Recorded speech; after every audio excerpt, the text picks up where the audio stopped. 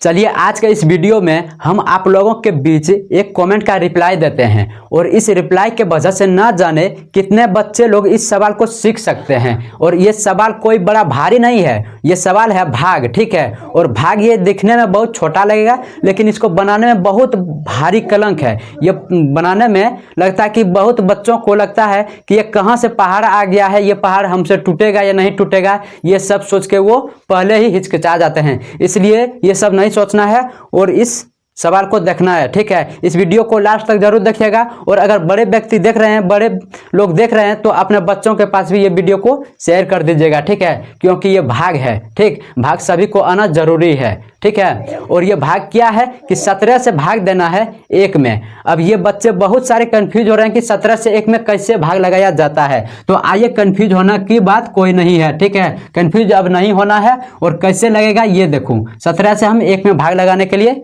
तैयार हो गए, ठीक है। अब ये देखो, जब आप लोगों को भाज से बड़ा भाजक मिलेगा तो आप लोगों को कुछ नहीं करना है, 0 बार में 0 से भाग देकर इसको शेष में बदल लेना है, ठीक है। ये देखो 0 गुना 17 करेंगे तो मेरा कितना होगा, 0 होगा। तो हम 0 खिला दिए, इसके बाद 1 में 0 घटाएंगे तो मेरा 1 ही होगा, ठीक है। अब देखो यहाँ, अब इसके बाद दशमलव का प्रयोग करेंगे हम लोग, क्योंकि किसी भी संख्या को अगर हम छोटे में डिवाइड करते हैं या छोटे में कुछ हम कम करते हैं उसके बारे में, तो हमको दशमलव का प्रयोग करना जरूरी होता है। इसलिए हम दशमलव का प्रयोग किए। अब यहाँ एक दशमलव के बदले में हम एक 0 लगा सकते हैं, लगा दिए। अभी भी देखो कि इससे ये छोटा ही है, इसलिए हमको फिर एक बार 0 से इसमें भाग देना है और इसको हमको शेष में लाना है। 10 में हम 0 घटाएंगे तो कितना होगा, मेरा 10 ही होगा, ठीक है। अब ये देखो, अब ये दशमलव के बदले में हम 0 लगा सकते हैं। अब क्यों लगाई ये समझिए। एक बार दशमलव लगाने के बाद हम 3, 4, 5 अंक को उतार सकते हैं, ठीक है। 3, 4, 5 अंक तक हम 0 उतार सकते हैं। तो उतार लिए हम। यहाँ देखो, हमको 3 अंक तक जाना है, ठीक है। इसमें अधिकतम तो बहुत है लेकिन मैक्सिमम हमको 3 अंक तक जाना है दशमलव के बाद। तो ये देखिए, दशमलव के बाद हम 0 लगा दिए, ठीक है। अब ये कितना बन गया, 100 बन गया। अब देखो 17 से 100 बड़ा हुआ, हो गया। अब 17 से बताओ कि 100 कितना बार में कटेगा, तो 17 पचे 85, 5 बार में 85 खाएगा, ठीक है। 17 छक्की 2 तल से हो जाता है, इसलिए 85 हम खिलाए। अब 10 में 5 गया 5, 9 में 8 गया 1, कितना हो गया 15। अब देखो फिर इसके बदले में हम एक 0 लगा सकते हैं, क्योंकि हमको 3 अंक तक जाना है। 3 अंक तक जाने के लिए अनिवार्य है, ठीक है। इसलिए हम एक 0 फिर उतारे, एक 0 उतारे तो कितना बन गया, ये 150 बन गया, ठीक है। 150 देखो 150 17 का पारा में है तो बताइए कितना बार में है। तो हम यहाँ 17 8 36 से, कितना बार में, 17 8 36 से, 97 53 से हो रहा है। तो हम 17 8 36 से खिलाए। 10 में 6 गया 4 बचा, इसके बाद 4 में 3 गया 1 बचा, 1 में गया 1, 0 बचा। 14 ये मेरा क्या आ गया, शेष आ गया।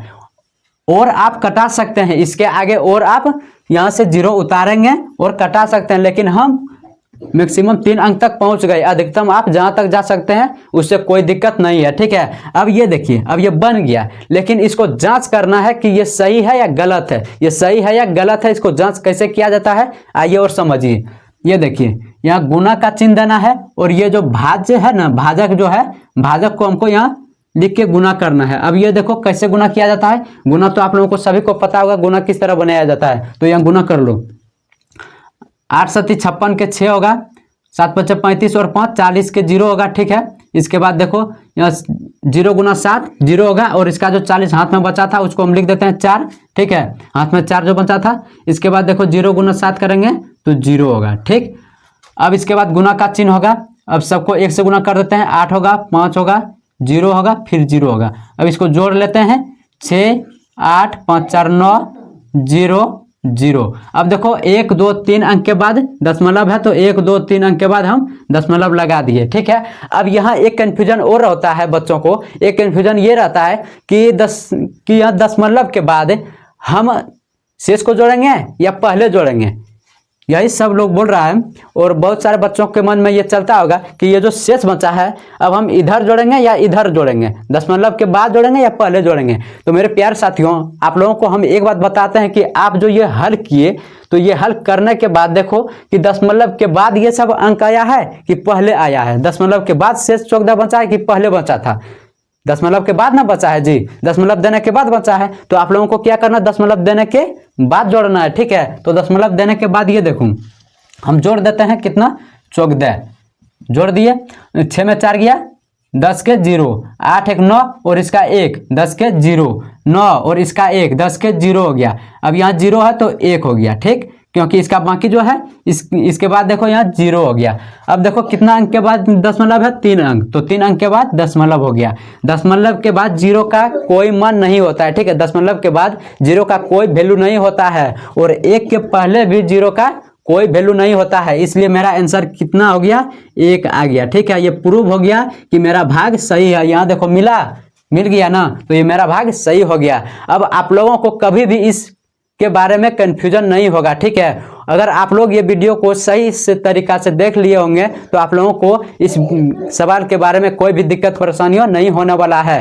और हाँ, अगर आप लोग बड़े लोग हैं तो आप लोग एक बार इस वीडियो को अपने बच्चों के पास जरूर शेयर कीजिएगा, क्या पता आपका बच्चा भाग को बनाने के लिए सीख जाएगा, ठीक है। फिर मिलते हैं अगले वीडियो के साथ, तब तक के लिए जय हिंद।